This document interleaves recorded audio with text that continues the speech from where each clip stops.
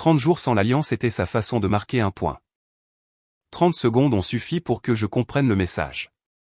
Au moment où elle a dit « J'ai besoin de temps à part pour réfléchir », j'ai commencé à organiser ma sortie. L'éclat de la céramique a attiré mon regard avant même que je ne remarque l'alliance. Claire l'avait placée dans le petit plat que nous avions acheté à ce marché de l'art à Saint-Germain, il y a 3 étés. Le même plat qui contenait habituellement ses clés de voiture et sa petite monnaie. Maintenant, il berçait son alliance de mariage, positionnée avec le genre de précision délibérée qui me serrait la poitrine. J'ai posé lentement mon sac d'ordinateur, gardant une expression neutre pendant que je traitais la scène qu'elle avait arrangée. Elle se tenait de l'autre côté de l'îlot de cuisine, sa posture anormalement droite, les mains jointes devant elle comme si elle s'apprêtait à faire une présentation. La barrière du comptoir en granit entre nous semblait intentionnelle. « Je dois te parler de quelque chose, dit-elle, sa voix portant cette qualité répétée que j'avais commencé à remarquer dans nos conversations ces derniers temps, stable, mesurée, comme si elle avait pratiqué cela devant le miroir. J'ai jeté un autre coup d'œil à l'alliance, puis de nouveau à son visage. J'écoute. Elle prit une inspiration, et je regardais ses doigts s'entrelacer plus étroitement. J'ai beaucoup réfléchi à nous, à où nous en sommes, et je pense que nous avons besoin d'un peu d'espace pour évaluer notre relation de manière indépendante. Les mots sortirent en trombe à la fin, malgré sa préparation évidente. J'ai remarqué le verre de vin sur le comptoir à côté d'elle, le courage liquide à moitié vide. Combien d'espace, ai-je demandé, mon ton égal. 30 jours, elle a rencontré mon regard pour la première fois, cherchant quelque chose. Pas de contact. Pas de tentative de réparer les choses ou d'en discuter. Juste du temps à part pour vraiment réfléchir à ce que nous voulons. J'ai regardé à nouveau l'alliance. Elle reposait dans ce plat comme une accusation, captant la lumière du plafonnier. Et l'alliance ? Je ne peux pas la porter pendant que je suis en train de réfléchir. Ce ne serait pas honnête. Honnête. Le mot flottait dans l'air entre nous. J'ai étudié son visage, cataloguant les détails que j'avais été trop occupé pour remarquer au cours des dernières semaines. La nouvelle manucure, le fait qu'elle portait du parfum à 19h30 un jeudi soir. La façon dont elle jetait sans cesse des coups d'œil à son téléphone, qui reposait face contre le comptoir même si aucune notification n'avait retenti. « Quand as-tu décidé cela ?» ai-je demandé. La question sembla la prendre au dépourvu. Elle cligna des yeux. Cela couvait depuis un certain temps. J'ai juste enfin eu la clarté nécessaire pour l'articuler. Ce n'est pas ce que j'ai demandé. J'ai gardé ma voix calme, analytique, le même ton que j'utilisais pour examiner les incohérences de données au travail. Quand, précisément, as-tu décidé que nous avions besoin de 30 jours de séparation ? Je ne sais pas, Julien. Est-ce que ça a de l'importance ? Ça a de l'importance pour moi. Elle a changé son poids de jambe, et j'ai vu la première fissure dans son sang-froid. Il y a quelques jours, peut-être une semaine. Je voulais être sûr avant de t'en parler. Une semaine. J'ai noté cela. Mon esprit établissait déjà une chronologie mentale. Les nuits tardives au travail avaient commencé il y a 6 semaines. Les changements de mots de passe sur son téléphone et son ordinateur portable, il y a environ 4 semaines. La distance émotionnelle, il y a 3 semaines. Et maintenant ceci, 30 jours de séparation annoncés un jeudi soir alors qu'elle sentait le parfum cher et portait une robe que je n'avais jamais vue auparavant. Alors, que comptes-tu faire exactement avec cette liberté ? ai-je demandé, en la regardant attentivement. Elle s'est lancée dans ce qui était clairement un discours préparé sur la croissance personnelle et la redécouverte d'elle-même en dehors du contexte de notre mariage.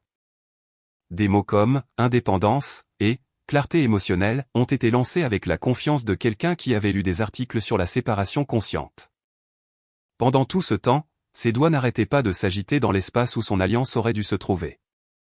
Je l'ai laissé finir, puis j'ai posé la question à laquelle elle ne s'attendait pas.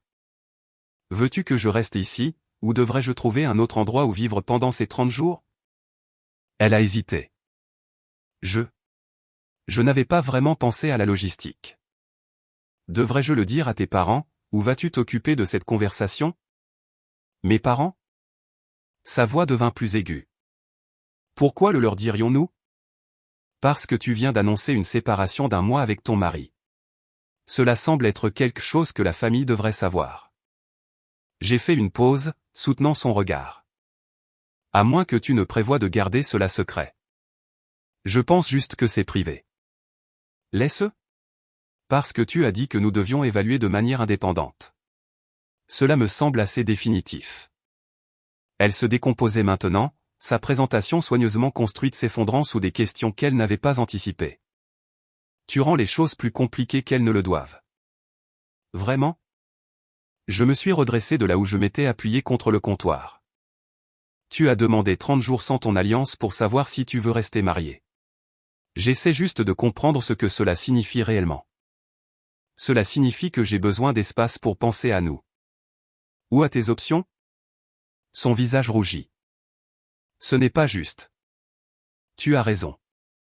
Laisse-moi reformuler. J'ai gardé ma voix égale, observant ses micro-expressions. Tu as déjà pris ta décision, n'est-ce pas? Ce n'est pas vraiment une pause. C'est un test pour voir jusqu'où je tolérerai avant de l'appeler par son nom. Tu réagis de manière excessive, dit-elle, mais sa voix manquait de conviction. Il ne s'agit pas d'une autre personne. Je n'ai pas répondu immédiatement. Je l'ai juste regardé, vraiment regardé, et j'ai vu les signes que j'avais été formé à remarquer dans mon travail. La façon dont ses yeux se tournaient vers son téléphone, la posture défensive, la déviation au lieu du déni. En l'espace de peut-être 30 secondes, tout s'est cristallisé. Le schéma était indéniable. Il ne s'agissait pas de notre mariage. Il s'agissait d'elle voulant la permission d'explorer d'autres options tout en me gardant comme assurance. D'accord, ai-je finalement dit. 30 jours. Mais comprends ce que tu risques. Cela l'a prise au dépourvu. J'ai vu le léger élargissement de ses yeux, la façon dont sa bouche s'est légèrement ouverte avant qu'elle ne se reprenne. Elle s'était attendue à des larmes. À de la négociation? Peut-être de la colère. Mon acceptation calme ne faisait clairement pas partie de son script. Je dormirai dans la chambre d'amis ce soir, ai-je continué. Demain, je prendrai d'autres dispositions. Tu ne veux pas te battre pour nous? La question est sortie avec une pointe de déception qui a confirmé tout ce que je pensais. Tu viens d'enlever ton alliance et de demander 30 jours de séparation. Pourquoi exactement devrais-je me battre en ce moment? Ta permission de concourir pour mon propre mariage? Elle n'avait pas de réponse à cela. Le silence s'est étiré entre nous, lourd de choses non dites. Je monte, ai-je dit en ramassant mon sac d'ordinateur. Je pense que nous en avons assez dit tous les deux pour ce soir. Je suis passé devant elle, assez près pour sentir à nouveau l'odeur de son parfum. Quelque chose de nouveau, quelque chose qu'elle n'avait jamais porté avec moi. Au bas des escaliers, je me suis retourné. Elle se tenait exactement là où je l'avais laissée, fixant l'alliance dans son plat en céramique. Une dernière chose, ai-je dit. Ces 30 jours, je les utiliserai de la même manière que toi, pour évaluer mes options. Je n'ai pas attendu sa réponse. J'ai monté les escaliers et fermé la porte de la chambre d'amis derrière moi, mon esprit courant déjà à travers les calculs et les chronologies, reconstituant un schéma que j'avais été trop confiant pour voir. À travers le mur, j'ai entendu sa voix, urgente et chuchotée. Elle était au téléphone en quelques minutes. J'ai ouvert mon ordinateur portable et créé un nouveau fichier crypté, l'intitulant simplement « Chronologie ». Ma première entrée disait « 15 septembre, 19h34 ». Alliance retirée. 30 jours de séparation demandés. La collecte de preuves commence. Le lendemain matin, Claire était déjà partie quand je me suis réveillé. Pas de mots, pas de message, juste une absence, ce qui m'a dit tout ce que j'avais besoin de savoir. J'ai appelé mon frère depuis la chambre d'amis. Cédric, tu es occupé?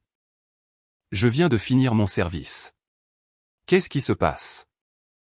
J'ai besoin d'un service. Est-ce que je peux squatter chez toi pendant un moment? Il y a eu une pause à l'autre bout du fil. Cédric me connaissait assez bien pour entendre ce que je ne disais pas. Combien de temps, un moment? Quelques semaines, peut-être. Je t'expliquerai quand je te verrai. Le canapé est à toi, mon frère. Ça va? Ça ira. J'ai raccroché et j'ai regardé mon téléphone un instant avant de me déclarer malade au travail. J'avais accumulé des jours de vacances et une situation qui nécessitait une attention immédiate. Pas le genre d'attention que Claire attendait, le genre méthodique. Le genre qui vient du fait de passer des années à analyser des schémas et à identifier des anomalies dans des ensembles de données. Son ordinateur portable était sur le bureau de notre bureau à domicile, protégé par un mot de passe. J'ai d'abord essayé notre anniversaire de mariage. Rien. Puis notre anniversaire de rencontre. L'écran s'est déverrouillé immédiatement. Le sentimentalisme l'avait rendu prévisible. J'ai passé les 3 heures suivantes à parcourir l'historique de navigation et les courriels, mon esprit analytique cataloguant chaque information avec le même détachement que j'utiliserais pour un projet de travail. Les recherches racontaient une histoire, comment dire à son mari qu'on a besoin d'espace, l'infidélité émotionnelle est-elle une tromperie, prendre une pause dans le mariage est-il sain? La chronologie en racontait une autre. Ces recherches avaient commencé il y a 6 semaines, avant qu'elle ne change ses mots de passe. Ces courriels révélaient des réservations de restaurants dont je n'avais jamais fait partie, la confirmation d'une chambre à l'hôtel Coste le 8 septembre, un soir de semaine où elle avait prétendu travailler tard sur une échéance de projet. J'ai tout capturé en écran, les stocké sur un compte en nuage auquel elle n'avait pas accès, puis j'ai soigneusement effacé mes propres traces et éteint l'ordinateur portable, laissant tout exactement comme je l'avais trouvé. Mon téléphone a vibré. Claire, où es-tu? Ta voiture n'est pas là. Je te donne l'espace que tu as demandé. Je reste chez Cédric. Les 3 points sont apparus et ont disparu plusieurs fois avant que sa réponse n'arrive. Ce n'est pas ce que je voulais dire. On peut toujours partager la maison. Les signaux contradictoires ne sont sains pour aucun de nous deux. Tu voulais l'indépendance. Je te la fournis. Une autre longue pause. Très bien. Comme tu penses que c'est le mieux. J'ai noté l'horodatage, le délai dans ses réponses, le passage de la confusion à l'irritation. Elle m'avait voulu physiquement présent mais émotionnellement distant. Mon absence a perturbé le plan qu'elle avait construit. J'ai passé un dernier appel avant de quitter la maison. Le bureau de Lise Martin a répondu à la 2e sonnerie, et quand j'ai expliqué que j'avais besoin de voir une avocate immédiatement, la réceptionniste m'a trouvé un créneau pour samedi matin. Le cabinet d'avocats occupait le 3e étage d'un immeuble rénové dans le Marais. Lise Martin était plus jeune que je ne l'avais imaginé, peut-être 40 ans, avec des yeux vifs qui me rappelaient les scientifiques des données avec qui je travaillais. Elle a écouté mon histoire sans m'interrompre, prenant des notes de temps en temps. Vous êtes ici avant que les choses ne dégénèrent, dit-elle quand j'ai fini. C'est intelligent. La plupart des gens attendent d'être assignés en justice ou de surprendre leur conjoint en flagrant délit. Je préfère être proactif. Elle a souri légèrement. Je vois ça. D'accord, voici ce que vous devez savoir sur la loi en Île-de-France. Pendant l'heure qui a suivi, elle m'a expliqué la distribution équitable, l'importance de la documentation et la réalité que mon revenu plus élevé et ma plus grande contribution à nos actifs communs signifiaient que j'avais plus à protéger que Claire ne le réalisait probablement. Le reçu de l'hôtel est bon, a dit Lise, en examinant les captures d'écran que je lui avais envoyées, mais un seul cas peut être expliqué. Vous avez besoin d'un schéma. Plusieurs cas sur plusieurs semaines. Combien de temps dois-je attendre avant d'avoir des preuves indéniables? Les gens deviennent négligents quand ils pensent avoir le contrôle. Elle se pencha en avant. Votre femme pense qu'elle gère cette situation. Laissez-la continuer à le penser. Plus elle se sentira à l'aise, plus elle fera d'erreurs.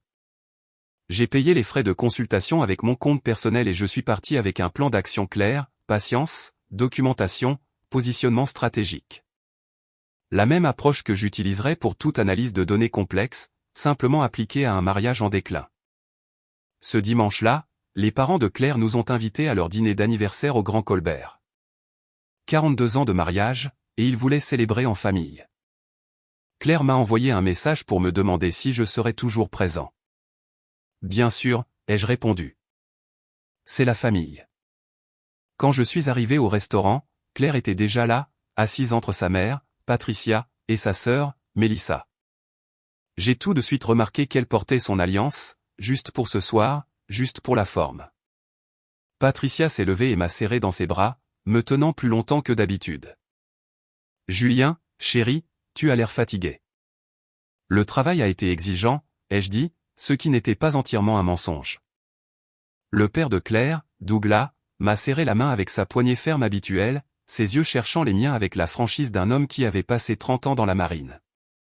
Tout va bien pour toi, mon fils? J'y arrive, monsieur.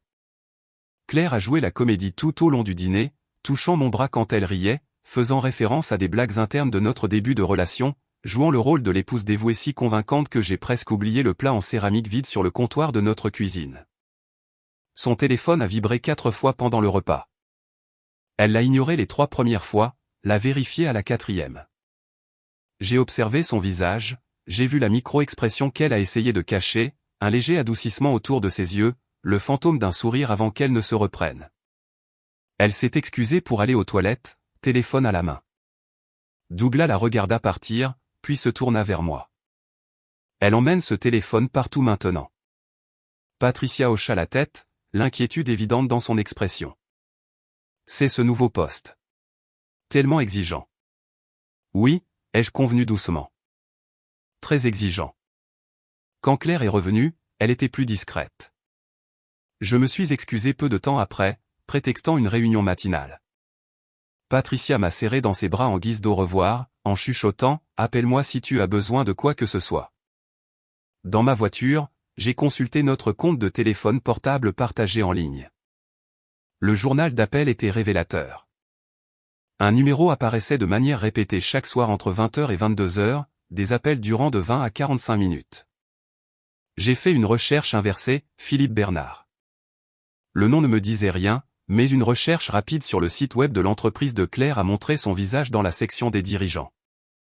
Vice-président des ventes, fin de la trentaine, conventionnellement beau, arborant le genre de sourire qui charmait probablement les clients et, apparemment, charmait ma femme. J'ai ajouté l'information à mon fichier crypté et j'ai conduit jusqu'à l'appartement de Cédric en silence. La semaine suivante a suivi un schéma. Claire m'envoyait des messages pendant la journée, des messages décontractés qui ressemblaient à des miettes de pain destinés à me garder engagé. Je répondais poliment mais brièvement, ne lui donnant jamais la réaction émotionnelle qu'elle semblait rechercher. Mercredi, elle m'a demandé de passer à la maison ce soir-là. Quand je suis arrivé, j'ai trouvé des bougies allumées et de la musique. Elle avait mis une robe que je lui avais dit un jour aimer, et du vin respirait sur le comptoir. « Tu me manques » dit-elle en se rapprochant. « Ça fait 8 jours. » « C'est tout ?» Elle a tendu la main vers la mienne. « Ça semble plus long. » Je me suis reculé doucement. « Claire, tu as demandé 30 jours pour évaluer de manière indépendante. Nous en sommes à peine au quart du chemin. Les signaux contradictoires n'aident aucun de nous deux à penser clairement. » Son expression passa de l'invitation à la frustration. « Alors tu me punis ? Je respecte la limite que tu as établie. J'ai gardé ma voix égale. À moins que tu ne dises que tu veux mettre fin à la séparation plus tôt. » Elle était piégée par son propre cadre. Si elle admettait vouloir se réconcilier, cela invalidait toute sa justification de la pause. Si elle poursuivait la séparation, elle perdait le filet de sécurité émotionnelle de ma disponibilité. Je pensais juste que nous pouvions rester proches, dit-elle finalement. Proches tout en étant séparés. Ça s'appelle vouloir le beurre et l'argent du beurre. Je me suis dirigé vers la porte. Je te laisse retourner à ton évaluation. Son message est arrivé 10 minutes après mon départ, tu as changé. Je l'ai fixé pendant un long moment avant de répondre. Non, j'écoute juste ce que tu as dit que tu voulais. 2 jours plus tard, Claire a commencé à mentionner Philippe dans la conversation. Des références désinvoltes lancées dans des messages textes comme des grenades. Philippe a fait une remarque intéressante lors de notre réunion aujourd'hui. L'équipe va à l'happy hour. Même la femme de Philippe vient. Ils ont l'air vraiment heureux ensemble. J'ai reconnu la tactique, la triangulation, me rendre jaloux pour regagner de l'influence. J'ai répondu à chaque message avec un désintérêt poli. C'est bien. J'espère que vous vous amuserez. Ne lui donnant jamais la réaction qu'elle cherchait. Quand elle a insisté davantage, me demandant directement si cela me dérangeait qu'elle passe du temps avec des collègues, j'ai simplement répondu, tu es une adulte. Je te fais confiance pour faire des choix appropriés. Le mot « confiance » pesait lourd dans le message, exactement comme je l'avais prévu. Il plaçait l'entière responsabilité sur ses épaules. Ce vendredi soir-là, mon téléphone a sonné avec un numéro que je ne reconnaissais pas. J'ai failli ne pas répondre. Est-ce que je parle à Julien ? Bonjour, c'est Stéphanie Bernard. Nous ne nous sommes pas rencontrés, mais je suis marié à Philippe Bernard de l'entreprise de votre femme. Elle a fait une pause. Je pense que nous devrions parler. Mon pouce est accéléré, mais ma voix est restée calme. J'écoute. Pouvons-nous nous rencontrer en personne? Je préférerais ne pas faire cela par téléphone. Nous nous sommes mis d'accord pour le café de Flore près des quais de Seine le lendemain matin. Stéphanie est arrivée avec 5 minutes d'avance, une femme dans la mi-trentaine avec des yeux fatigués et une attitude pragmatique qui me rappelait les infirmières qui s'étaient occupées de ma mère pendant sa dernière maladie. Merci de me rencontrer, dit-elle une fois que nous avions tous les deux pris un café. Je sais que c'est gênant. J'apprécie votre courage de m'avoir contacté. Elle a sorti son téléphone. Philippe est distant depuis environ 2 mois. Il a changé son mot de passe. Il travaille tard constamment. La semaine dernière, j'ai vu des messages textes avant qu'il ne commence à les supprimer, des messages avec quelqu'un qu'il avait enregistré simplement sous le nom de C. Elle m'a montré des captures d'écran. Rien d'explicite, mais l'intimité était indéniable. J'ai hâte de te revoir. Ce timing est compliqué, mais nous trouverons une solution.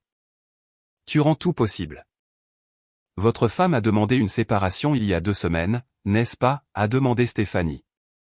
30 jours pour évaluer notre mariage de manière indépendante. Le rire de Stéphanie était amer. Philippe m'a dit qu'il travaillait sur un projet majeur pour le mois prochain. Il a dit qu'il devrait être très concentré, qu'il pourrait devoir rester tard ou même passer la nuit au bureau de temps en temps. Même chronologie. Exactement. Elle a rencontré mon regard. Ils ne sont même pas malins. Ils pensent que nous sommes trop confiants ou trop stupides pour le remarquer. Il y a une différence entre la confiance et l'aveuglement volontaire, ai-je dit. Je documente des preuves depuis 2 semaines. Moi aussi. Elle a sorti un dossier.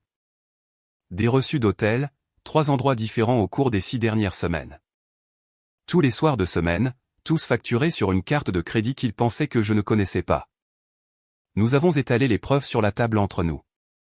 Hôtel Coste, le 8 septembre. Hôtel Lutetia, le 15 septembre, le soir même où Claire avait demandé notre séparation.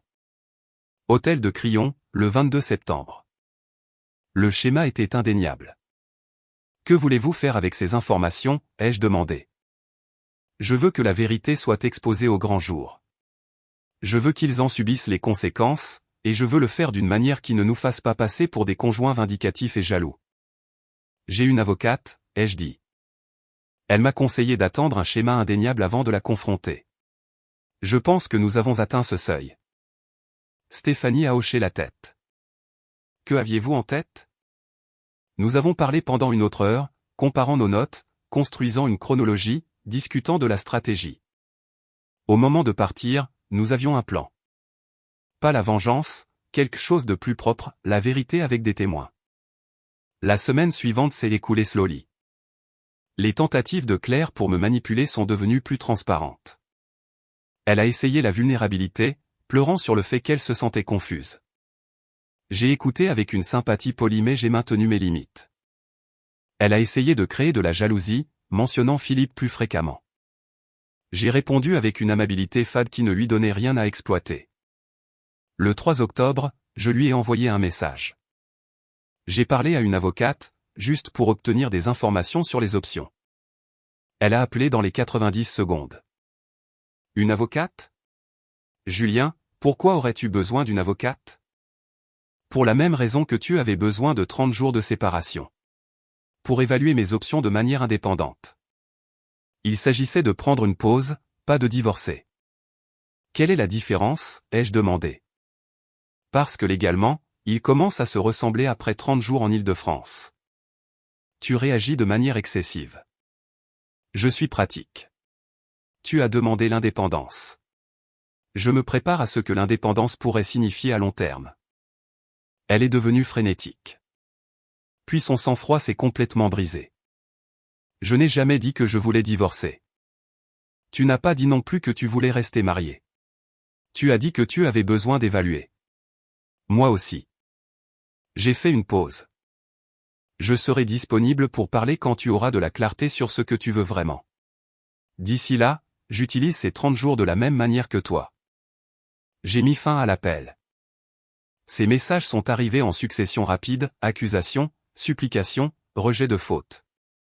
Je les ai tous lus et n'ai répondu qu'une seule fois, toute communication ultérieure devrait passer par les avocats. À quelques jours de la fin des 30 jours, j'ai de nouveau rencontré Lise, apportant tout ce que Stéphanie et moi avions compilé. Elle l'a examiné avec l'attention minutieuse d'un chirurgien examinant une radiographie. C'est béton, dit-elle finalement. La question est, comment voulez-vous procéder? Je veux que la vérité soit enregistrée avec des témoins qui comptent. La famille, ses parents méritent de savoir ce qui se passe avant que Claire ne tisse sa propre version. Ils ont été bons avec moi. Je leur dois l'honnêteté. Lise a hoché la tête lentement. La présence de la femme de Philippe ajoute de la crédibilité. Cela montre que ce n'est pas seulement votre mariage qui échoue. C'est un schéma de choix délibéré des deux parties. Nous avons fixé la date au 15 octobre, exactement 30 jours après la demande initiale de Claire. J'ai passé les jours suivants à faire les derniers préparatifs. J'ai obtenu un bail pour un appartement d'une chambre dans le Marais. J'ai ouvert un nouveau compte bancaire et transféré ma part de nos économies communes. J'ai changé mon dépôt direct. J'ai emballé mes affaires essentielles dans des boîtes que j'ai stockées chez Cédric. Le désespoir de Claire augmentait de jour en jour. Je pense que je suis prête à mettre fin à cette pause plus tôt.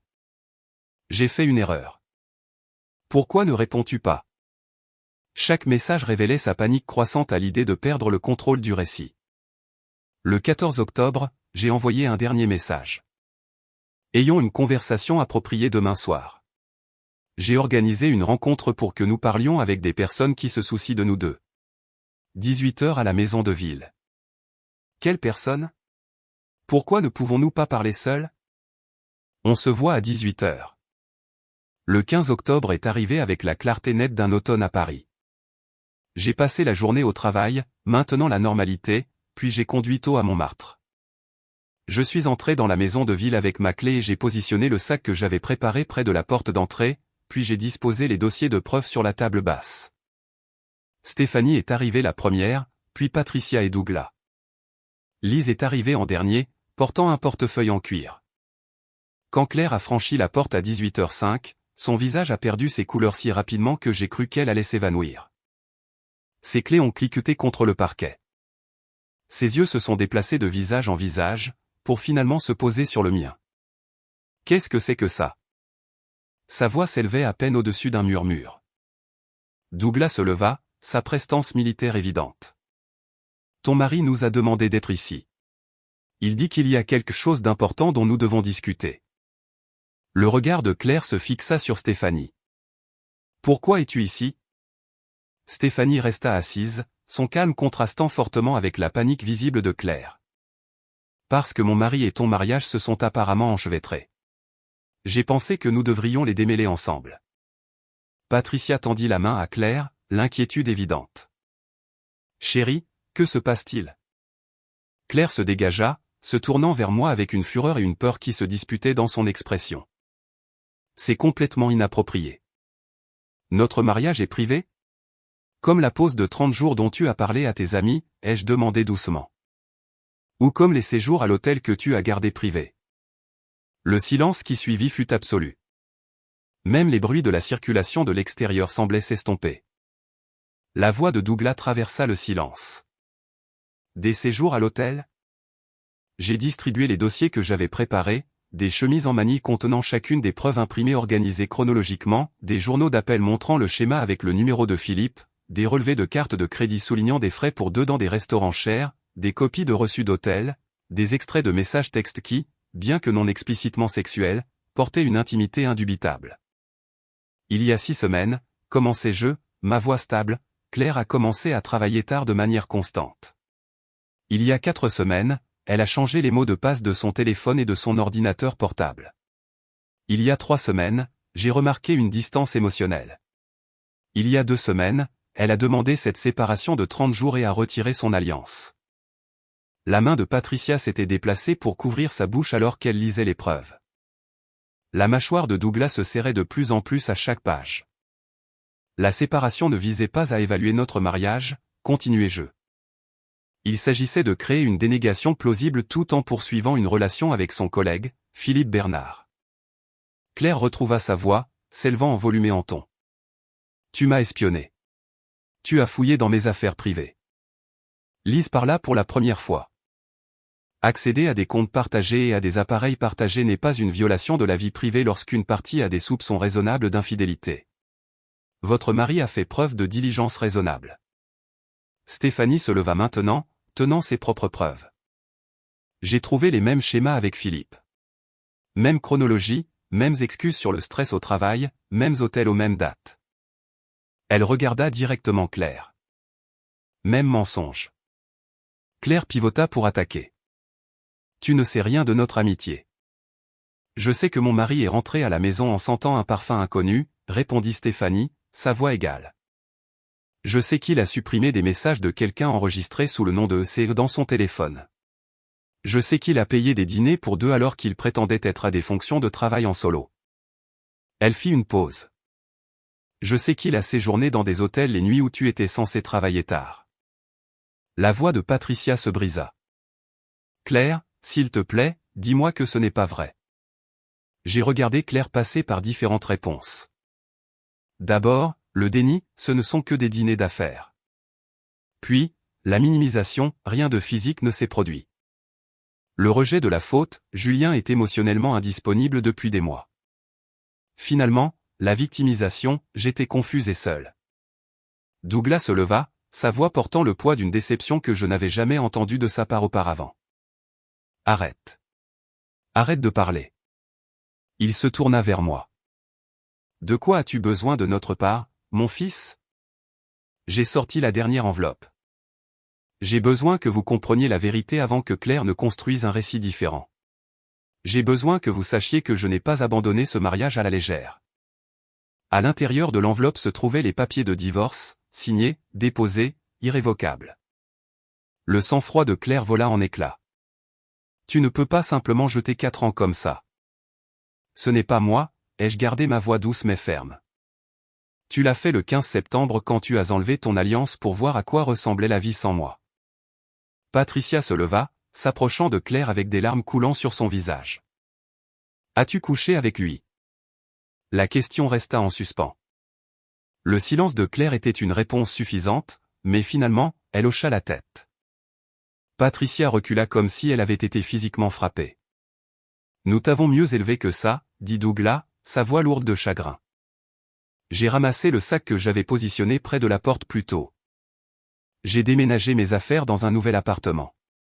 La maison de ville est à nos deux noms. Mon avocate contactera la tienne pour la division des biens. Tu as 60 jours pour refinancer et racheter ma part ou nous la mettrons en vente. La dernière tentative de manipulation de Claire sortit comme une supplication désespérée. Julien, s'il te plaît. Pouvons-nous parler seuls? Juste 5 minutes. Nous avons eu 30 jours pour parler. Tu as choisi de passer ce temps avec quelqu'un d'autre. Je me suis dirigé vers la porte, puis je me suis retourné vers Patricia et Douglas. Je suis désolé que vous ayez dû apprendre cela de cette manière. Vous méritiez une belle fille qui honorait votre famille. À Stéphanie, merci pour votre courage. J'espère que vous trouverez une solution. À Claire, les coordonnées de mon avocate sont dans le dossier. Toute communication future passe par elle. Douglas tendit la main. Nous nous sommes serrés la main, et dans ce geste, j'ai senti son respect. Tu es un homme bien, Julien. Tu as géré cela avec plus de grâce que la plupart ne le feraient. Patricia me serra dans ses bras, ses larmes mouillant mon épaule. Je suis tellement désolé, chuchota-t-elle. Je suis parti sans regarder en arrière. La porte s'est fermée avec une finalité silencieuse, scellant un chapitre et en ouvrant un autre. Les semaines qui suivirent se déroulèrent avec une précision prévisible. Les tentatives de Claire pour me joindre suivirent le schéma exact que Lise avait prédit. D'abord vint la rage, des messages vocaux cinglants et des messages textes m'accusant d'humiliation publique et de cruauté. J'ai bloqué son numéro et laissé mon avocate gérer toute communication. Puis vint la négociation, acheminée par des amis communs. Benoît Camus m'a contacté avec un courriel soigneusement formulé suggérant que j'avais été trop dur, que Claire avait des difficultés, que peut-être nous devrions parler.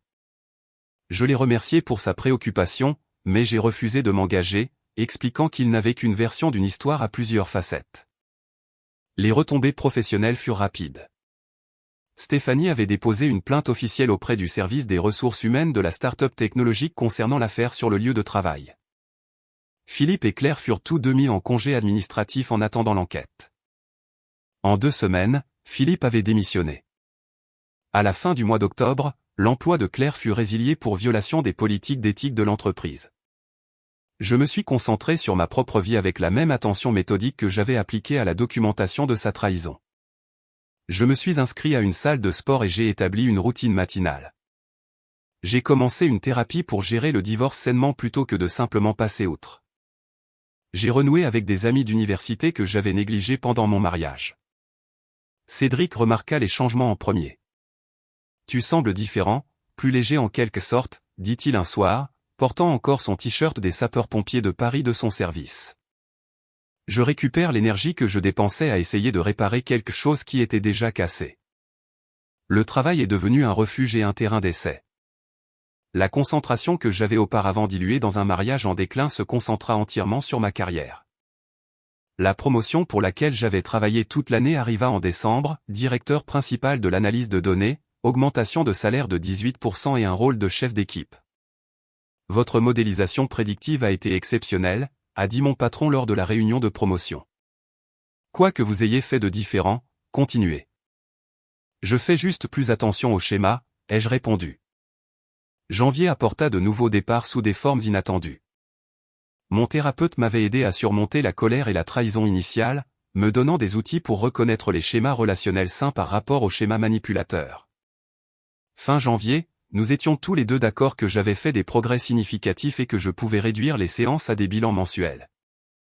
J'ai rejoint une application de rencontre, plus par curiosité que par intention sérieuse, et j'ai eu une correspondance avec Nina Dubois. Son profil mentionnait qu'elle avait 31 ans, travaillait comme comptable et vivait dans le Marais, des détails qui m'ont intrigué car elle semblait équilibrée et n'avait aucun lien avec le monde de Claire. Notre premier rendez-vous à la caféothèque fut rafraîchissant d'honnêteté. Divulgation complète, dit-elle en remuant son latte, je sors d'une longue relation. Je prends les choses lentement. Pareil. Séparé. Le divorce sera finalisé en mars. Compliqué ? La situation était compliquée. La résolution a été propre. J'ai fait une pause. Pas d'enfant, des limites claires, pas de drame persistant. C'est impressionnamment mature. Mon ex n'arrête pas de m'envoyer des messages sur le besoin de tourner la page. D'après mon expérience, tourner la page est quelque chose que l'on se donne à soi-même, pas quelque chose que quelqu'un d'autre fournit. Elle a souri. J'aime ça. Nous sommes sortis ensemble de manière décontractée tout l'hiver. Pas de pression, pas de précipitation, pas de jeu, juste 2 personnes honnêtes sur ce qu'elles voulaient et ne voulaient pas. C'était révolutionnaire après des années à lire entre les lignes avec Claire. La maison de ville s'est vendue début décembre pour 445 000 €. Après avoir remboursé l'hypothèque, j'ai reçu 62 000 €, reflétant ma contribution de 70% à la compte. Claire a reçu 26 500 €. Elle avait engagé un avocat en novembre et avait initialement tenté de contester la division, affirmant une contribution égale, mais n'a pas pu fournir de documentation pour le prouver. Le jour de la Saint-Valentin, j'ai reçu une carte par la poste sans adresse de retour. L'écriture de Claire était immédiatement reconnaissable. « Je pense à nous tous les jours », avait-elle écrit. « Je vois que tu as tourné la page. J'espère qu'elle sait à quel point elle a de la chance. J'espère que tu te souviens des bons moments. J'espère qu'un jour tu pourras me pardonner. J'espère que tu es heureux. Je sais que je ne le serai jamais. » Je l'ai lu une fois, j'ai ressenti une pointe de pitié sincère, et je l'ai classé avec les copies de mon avocate, juste comme documentation au cas où le contact de Claire s'intensifierait. Je n'ai pas répondu. Il n'y avait rien à dire. Nina et moi avons dîné ce soir-là au Ciel de Paris, parlant de son prochain examen du DEC et de ma considération pour un programme de MBA. Une conversation tournée vers l'avenir, saine et ancrée dans la réalité plutôt que dans la nostalgie. Le 3 mars est arrivé avec la finalité d'une porte qui se ferme.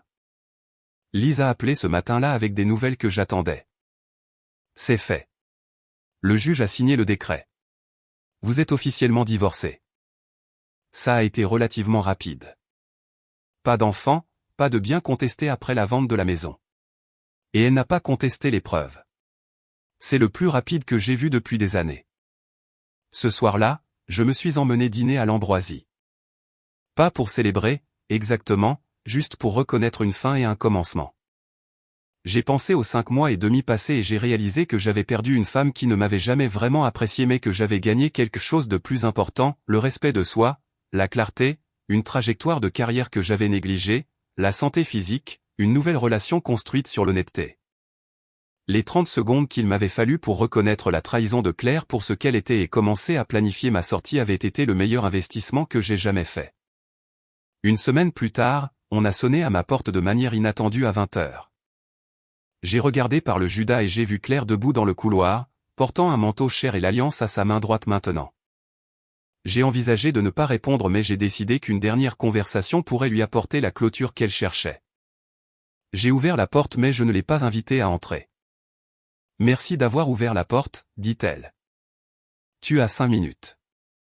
Je suis venu pour m'excuser.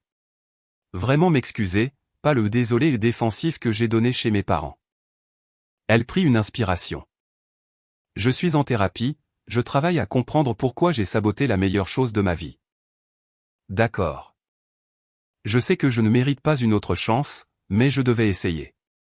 Je devais te dire que je comprends maintenant ce que j'ai jeté. Tu étais patient, gentil et stable, et j'ai pris ça pour de l'ennui. Elle rit amèrement. Philippe m'a largué 3 semaines après que tout se soit effondré.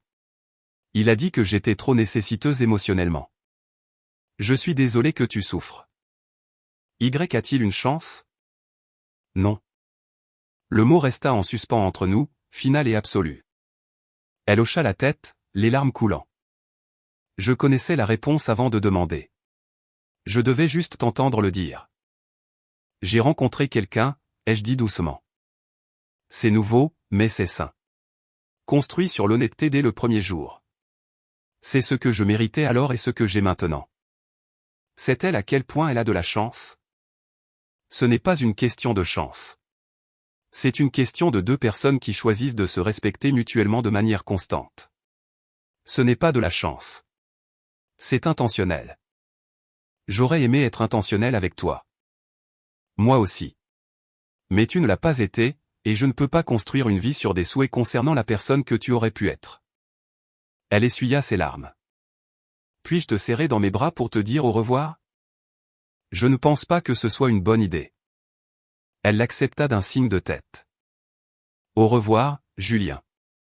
Au revoir, Claire.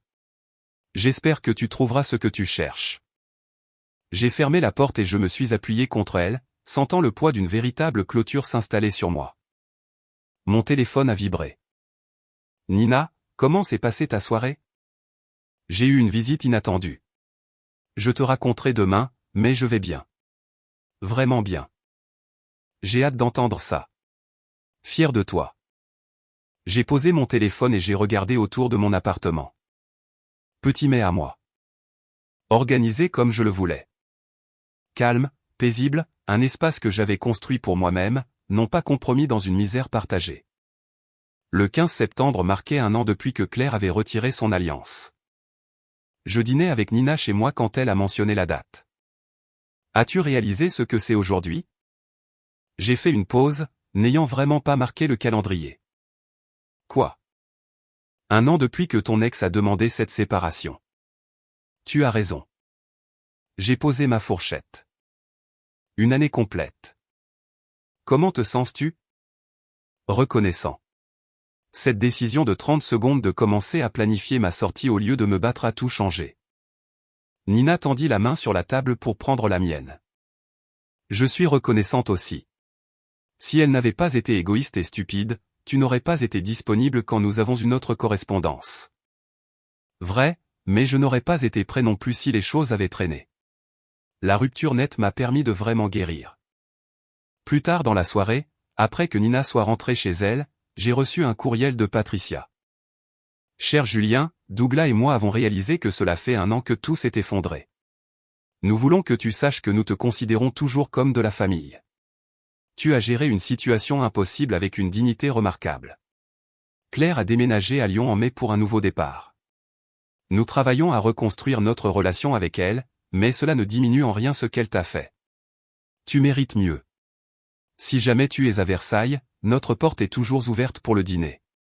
Tu auras toujours une place à notre table. Avec amour, Patricia et Douglas. J'ai tapé une réponse immédiatement. Patricia et Douglas, merci de m'avoir contacté. Votre soutien pendant cette période difficile a signifié plus que vous ne le savez. Je vais très bien. Ma carrière est florissante. J'ai rencontré quelqu'un de merveilleux, et je suis sincèrement heureux. Je suis content que vous et Claire soyez en train de reconstruire. Tout le monde mérite un chemin vers la guérison. J'adorerais accepter votre invitation à dîner bientôt, peut-être le mois prochain. J'aimerais que vous rencontriez Nina.